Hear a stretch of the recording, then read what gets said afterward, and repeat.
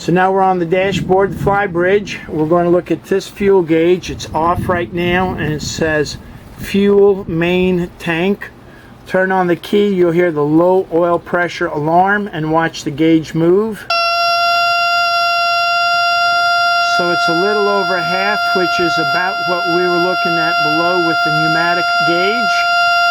I'll turn that off to get rid of the noise. And we'll come over here to the starboard, which is really not the starboard, but the fuel tank and the lazarette. I'll turn on this key.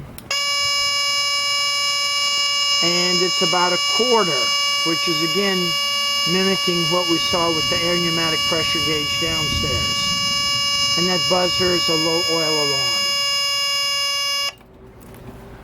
So both of these gauges are a good thumbnail accuracy for operating the boat. And then if you need to get fine line detail, use the pneumatic pump that we have downstairs. So we're golden, we're doing good.